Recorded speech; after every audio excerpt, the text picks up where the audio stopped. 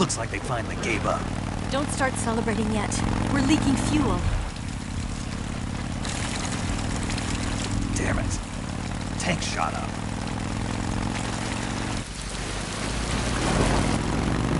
Crap.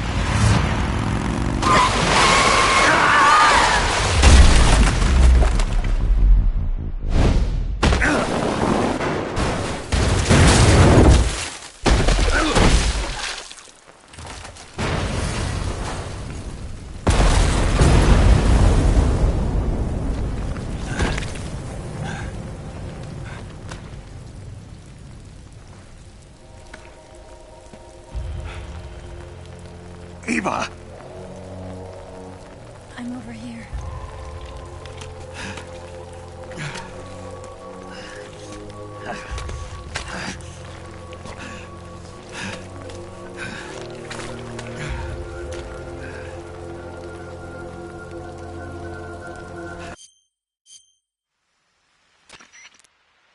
Snake, can you...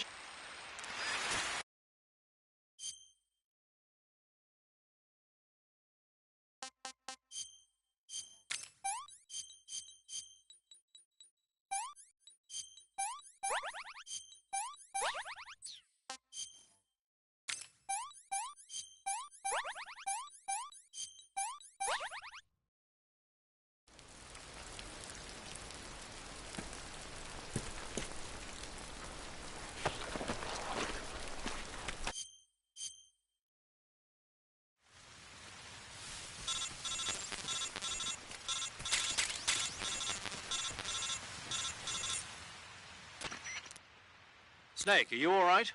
I've been better. What about Eva? I healed her up.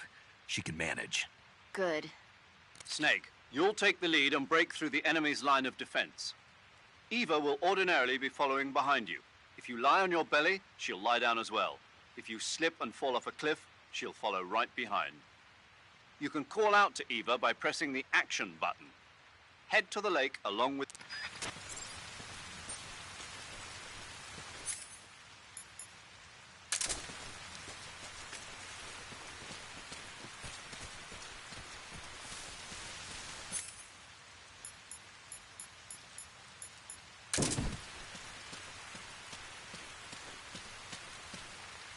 Do you know what you're doing?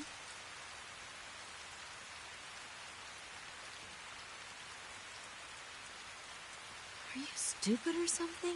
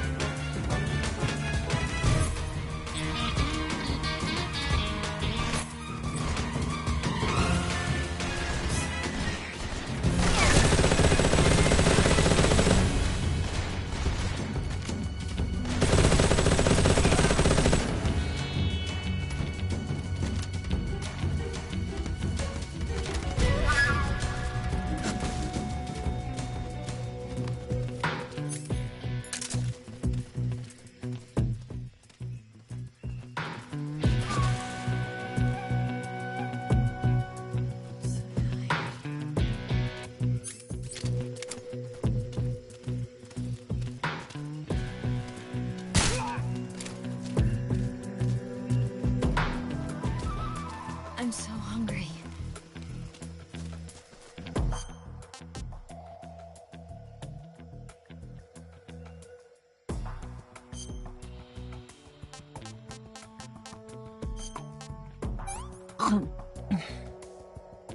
This tastes like crap. Oh,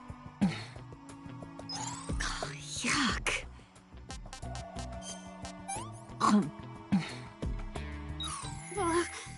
Oh, it's spoiled.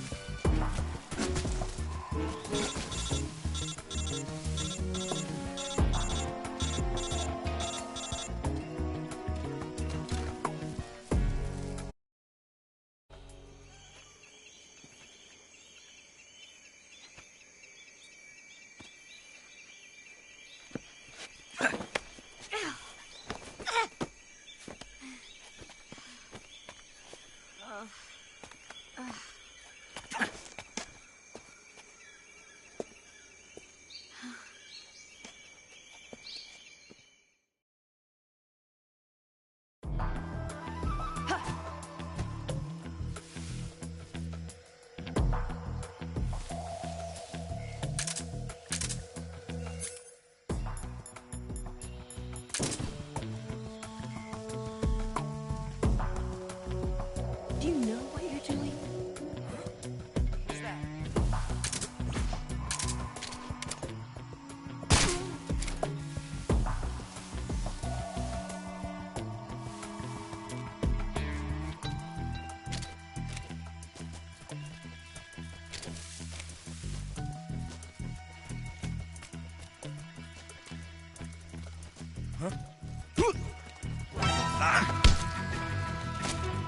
Answer me.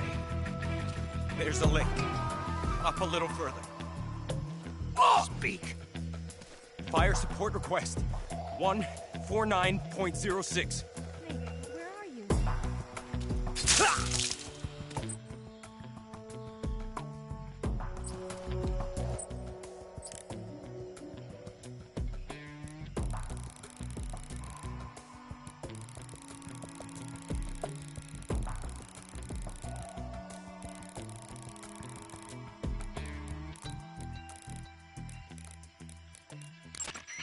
This is Patrol, requesting fire support. Over. Understood, Patrol. Commencing fire support. As per standard operating procedure, this frequency will no longer be used. Out.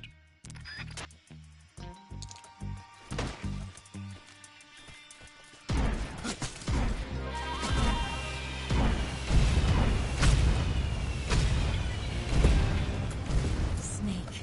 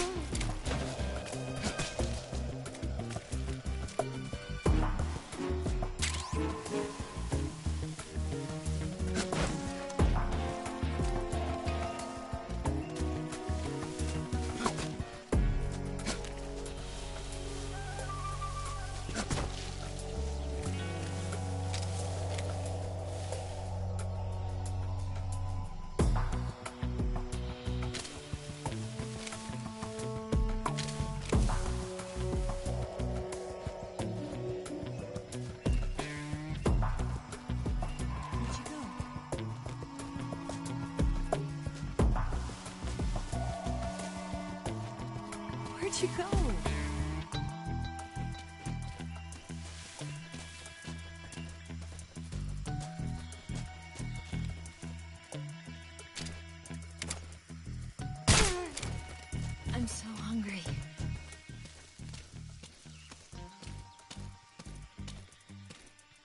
Freeze. Answer me. To the northeast. More Speak. Let me go! Speak. To the northeast. More I'm so hungry. We've got hostiles.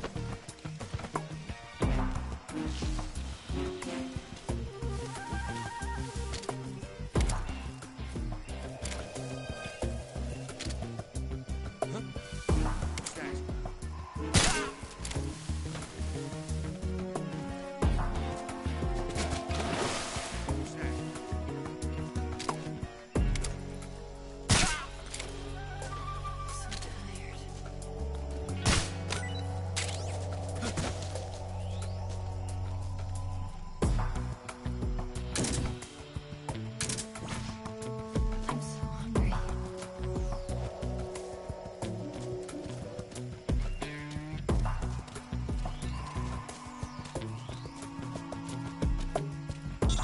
Food.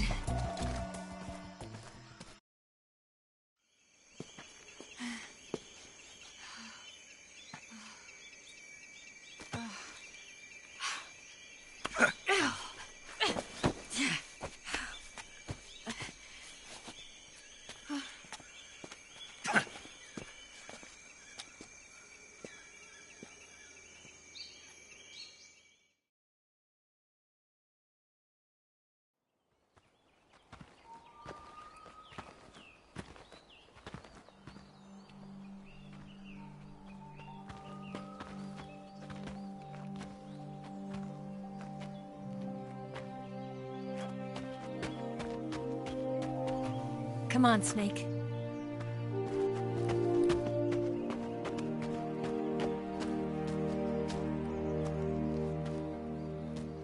We made it. We made it. Over there.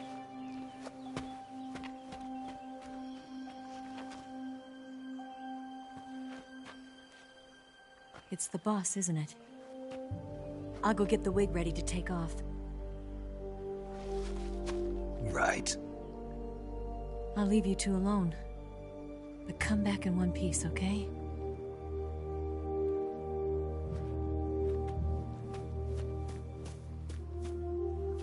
Promise me!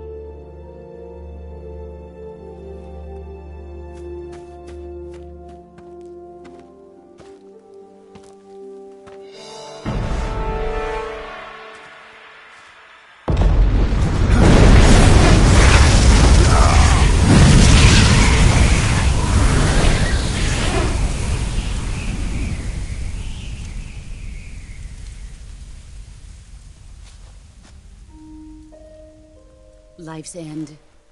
Isn't it beautiful? It's almost tragic. When life ends, it gives off a final lingering aroma. Light is but a farewell gift from the darkness to those on their way to die. I've been waiting, Snake, for a long time. Waiting for your birth, your growth, and the finality of today. Boss. Why are you doing this? Why? To make the world one again. The world used to be whole. But with the end of the Second World War, the philosophers began to fight amongst themselves, and the world was torn apart. The Cobras, my comrades who trained and fought alongside me, were torn apart as well. The foibles of politics and the march of time can turn friends into enemies just as easily as the wind changes. Ridiculous, isn't it? Yesterday's ally becomes today's opposition. And this Cold War? Think back. When I was leading the Cobras, America and Russia were fighting together. Now, consider whether America and Russia will still be enemies in the 21st century. Somehow I doubt it. Enemies change along with the times, the flow of the ages, and we soldiers are forced to play along. I didn't raise you and shape you into the man you are today just so we could face each other in battle. A soldier's skills aren't meant to be used to hurt friends. So then what is an enemy? Is there such a thing as an absolute timeless enemy? There is no such thing, and never has been. And the reason is that our enemies are human beings like us. They can only be our enemies in relative terms. The world must be made whole again. The philosophers must be reunited. I will devote my skills to that purpose.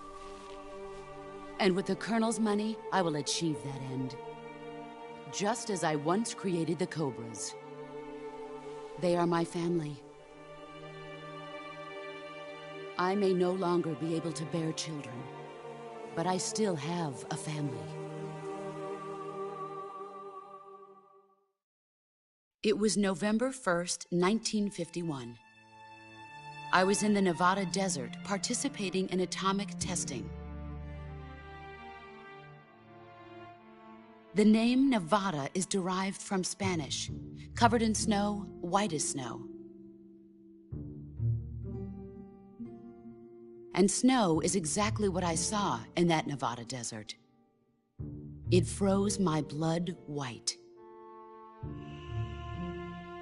Snake, you were an atomic test subject, weren't you? On Bikini Atoll. That's part of the reason I was drawn to you. You and I are alike.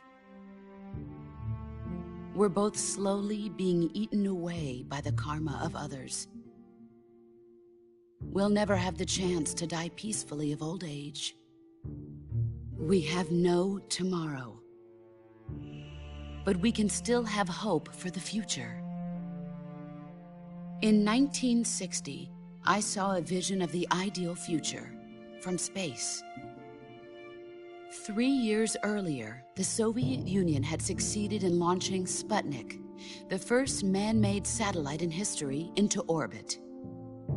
This came as a huge shock to the United States.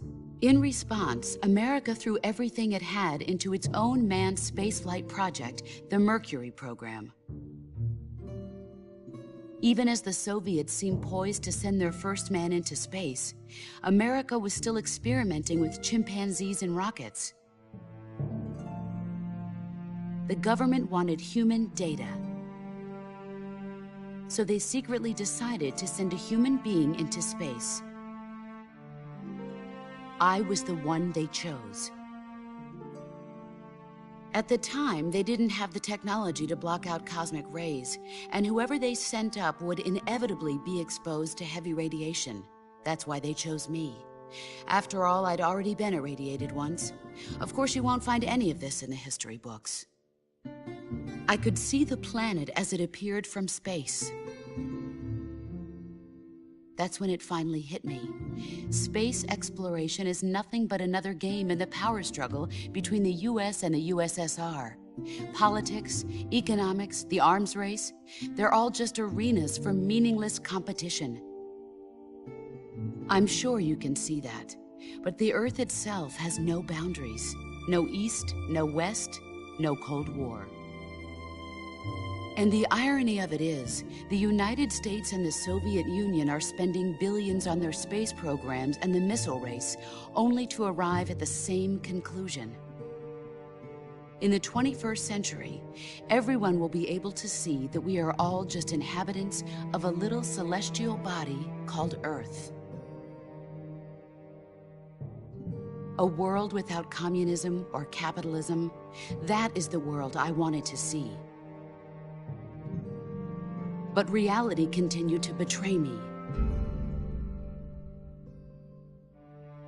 In 1961, I was sent to Cuba, to Bahia de Cochinos. It was part of a CIA-sponsored invasion under the guise of taking Cuban exiles back to their country. But the US government betrayed them. Our weak-kneed president held back their air support. Defenseless, the exiles were annihilated by the Cuban army. All I could do was watch in silence.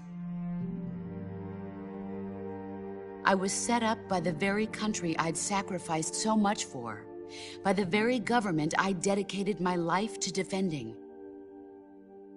I was driven from the surface world, and I went underground. Then, 2 years ago, I faced the Sorrow, my old comrade in battle. He was my friend. But one of us had to die. I was left with no choice. The Sorrow gave his life for me. There is no enmity between us. One must live, and one must die. That was the mission. The ones who gave me that mission were the philosophers. Early in the 20th century, the true holders of power in the United States, the Republic of China, and the newly formed Soviet Union gathered together in a secret meeting that would later be known as the Wise Men's Committee. The secret pact they formed there marked the beginning of the philosophers. But the last of the original members died in the 1930s. After that, the organization began to run out of control, and the Wise Men's Committee degenerated into a mere shell of its former self. The philosophers of today have no sense of good or evil.